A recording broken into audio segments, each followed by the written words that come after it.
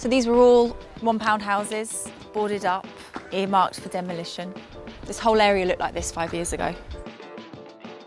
I remember when I was first allowed into the property and I had to sign a waiver to say that I was willing to enter at my own risk.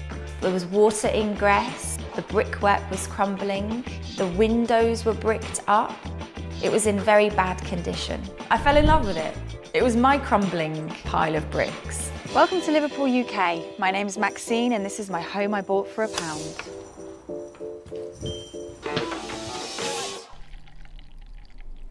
My name is Maxine Sharples. I'm 36 and I bought a 2-bedroomed house for $1 in Liverpool, UK.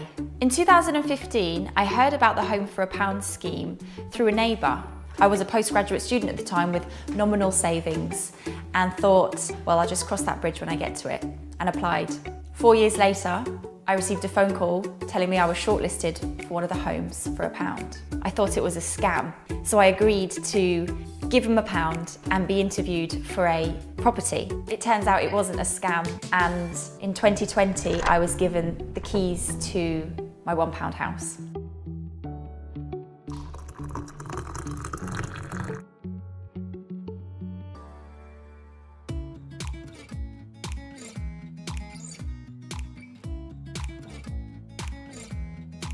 I will show you this street now, which you can see next, side by side, what was a £1 house before renovation and what's a £1 house after renovation. £1 house after renovation. £1 house before renovation. There were several conditions I had to satisfy. I had to be living or working in Liverpool. I had to have not owned a property previously, and I also had to have the funds to renovate the property myself. This all had to also be done within a 12-month period of time. When I was shortlisted, my financial situation had changed. My father, who had passed away, had a property that I inherited, which I sold, which gave me enough money to then fund the renovations.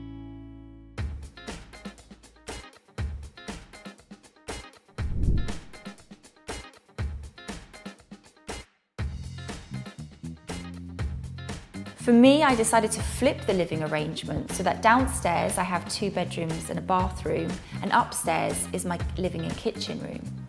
So after I had my architect draw up my plans, I was tendering out to contractors. What contractors were available were way over my budget. Not only were they expensive, but they also weren't available to start for 6 to 12 months. So one of the first jobs was to make the house watertight, which meant I had to get a new roof. Another big job was the structural changes.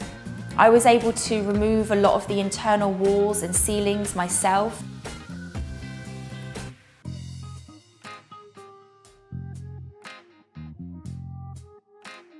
I was saving about $1,300 a month by living in my camper van.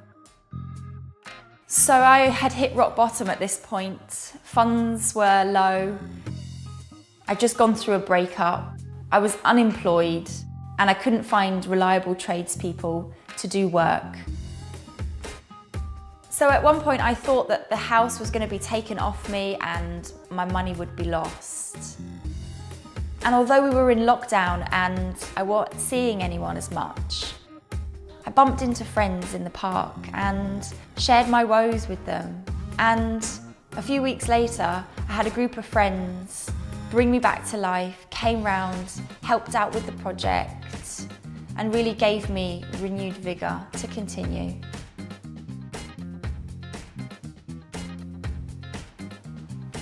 So I was due to complete in February 2022 and I was signed off in May 2022. So I'd gone over by 3 months. I'd completed the upstairs, so I was living in my kitchen for the first 6 months before I had enough money to complete the renovations downstairs.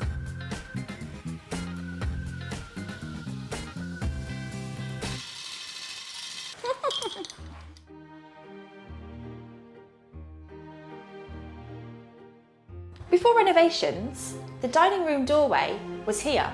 I bricked it up and moved the staircase to the back of the house.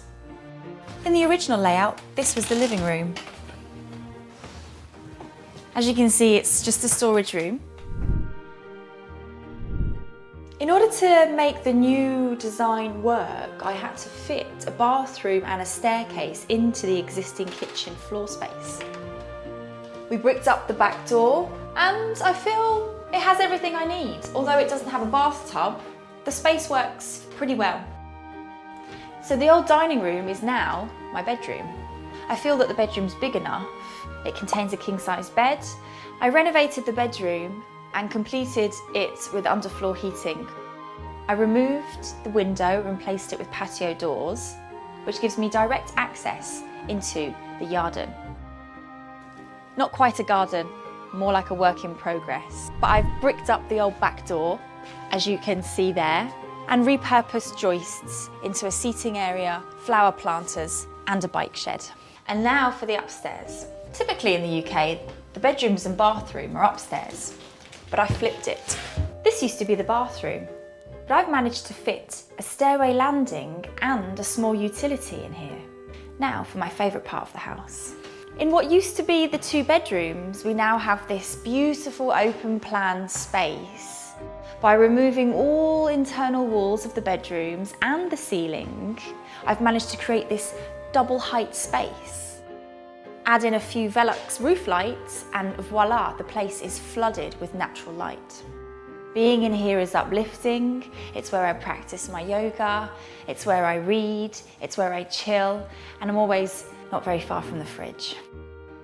I have my plants hanging. The light in here is amazing and my plants loved being here.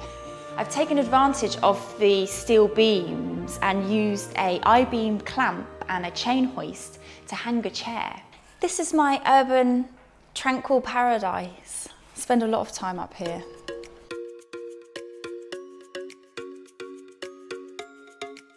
All of these houses you see around me were originally earmarked for demolition. So not only have they been brought back to life, but they've been restored in such wonderful taste, in keeping with the area, and all the colours as well. I like how they've decided to paint the bays a different colour. So this is a community regenerated through the Homes for a Pound scheme. It's so difficult for anyone to get on the property ladder unless you've got pennies from heaven like I had.